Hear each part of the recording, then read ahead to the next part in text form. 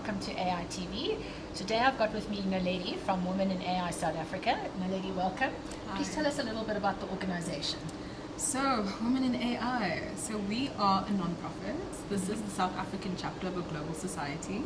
And our whole goal is to make sure that the future of AI is diverse. Okay. And that starts with diverse representation in terms of gender, but we also allow different demographics, right? So South Africa has an issue with the digital divide.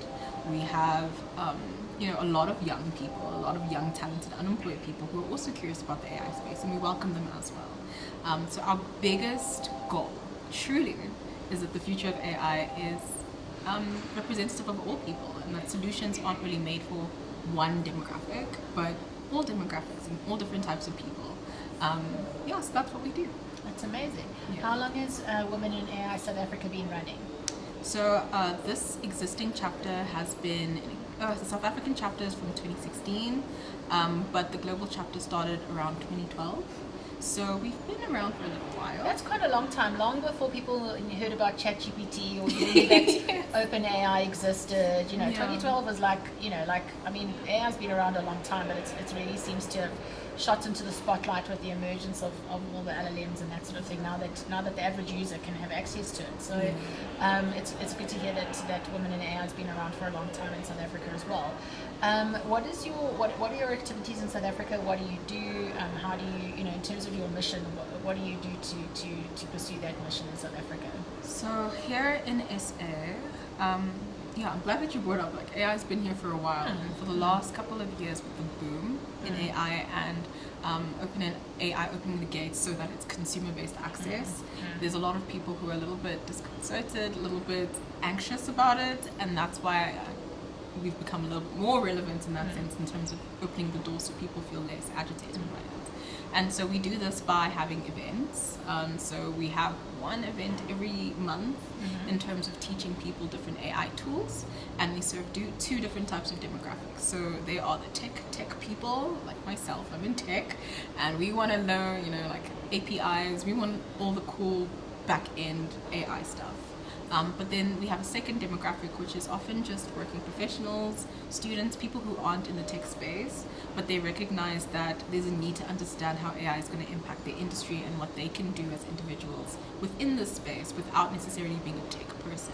And for them, we do vibe coding, we'll do prompt engineering, and we'll do AI for productivity.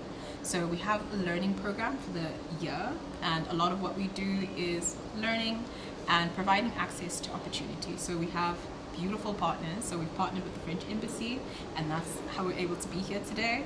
And we have other large corporations that we partner with who can open up doors of opportunity if they want to provide internship programs to our people, then we'll allow that. And oftentimes we can also provide discount certifications or discount access to courses so that people can, take the learning in their own hands and run with it. So we're really passionate about doing that. Our group is mostly volunteers. This is no one's full-time job in Women in AI, but we're really passionate about the future of technology, and it's really important that people who have that vision, are there as well. And historically, there were a lot of barriers to women in STEM, which I think is the bedrock of AI, and mathematics courses, statistics, computers was largely male dominated in the past, but there seems to be a lot of work being done to encourage women to go into those fields and pursue technical careers and that sort of thing. Does Women in AI encourage that at all, facilitate that at all, help that at all? Absolutely. So we provide a lot of encouragement. A lot of our volunteers are students, and there's an inherent mentorship because we have students and seasoned professionals in a single space. So we often talk about the struggles of being the only woman in the room, the only woman in the group. And that dynamic, it's a lot of soft dynamic that exists, and representation is so important. It's one of those quiet things that are actually very, very powerful. Women girls who see women in STEM fields are 50% more likely to take on a STEM job or see themselves in a STEM role. It's such a passive process of self-elimination or self-promotion into a specific space, and we find that what we do actually allows women to do so. So we have student volunteers, we have seasoned professionals, there's inherent mentorship in that, and that's also been really important. important in terms of like championing people to like sign up for the internship or, you know, build the project and like show it to us, like do the thing, like be excited. And I honestly have benefited from being in that space myself, you know, like I initially did accounting and moved over into tech later on in my academic career, and that was largely a push from other women. And I see the value of that. I really do. That's amazing. And one of the things that's really important in AI is that if you've got representation in the people building the stuff, you're more likely to have products that are built that serve everyone equally, because one of the big issues in AI has been bias. You know, like if a certain, you know, if products are built by one certain type of demographic, they tend to be inherently biased to everyone else who's not part of that demographic, just because of lack of awareness that bias even exists, you know. So what are your thoughts on you know, having more women coders, more women having more influence about how AI products are built? Tell me a bit about that. Oh, strongly passionate about it, truly. I mean, we all heard about truly so important. I mean, we all saw like the first release of the facial recognition technology that couldn't detect black faces, and CV trackers that are automatically eliminating specific types of names for specific type of roles. So I do think it's important to have diverse voices at every step of the process, like in development, in testing, in promotion. You know, like every step of the process needs to be diverse so that people can catch this. Obviously, the technology is a reflection of the type of people in the room, and the more difference you have in demographics, the more the easier it is to catch, you know, that inherent. What you have, it's a guardrail. If you've got diversity, you've got a better guardrail. Exactly. In terms of how things are being built. So, and how have you found the AI Expo today? How you know, you're here to meet new people and tell your story. How's it been for you? It's been wonderful, honestly. This is the first day, and it's already been hyper energetic, non-stop learning, and I think we've made such beautiful connections today with other women in technology who've come up to our stand. They're really enthusiastic about the movement and what we do.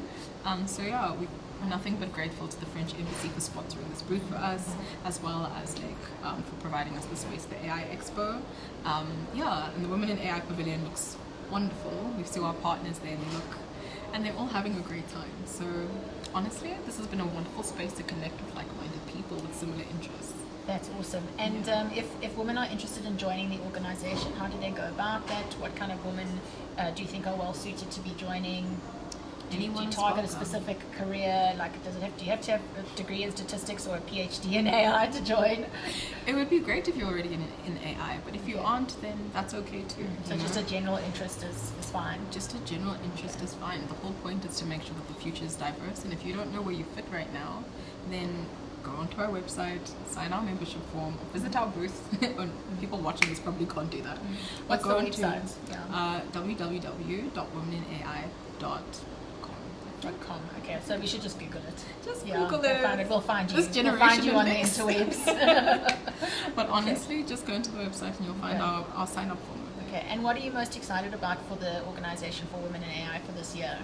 Absolutely, we're concluding the year, but I am we've had a really great run so far, and honestly, my favorite part of this year has been connecting with our different partners. We've done a lot of learning workshops.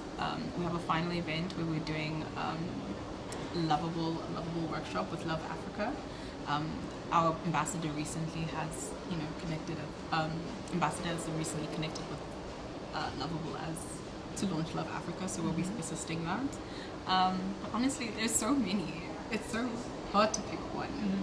But I genuinely enjoy every time our team comes together and connects in this space.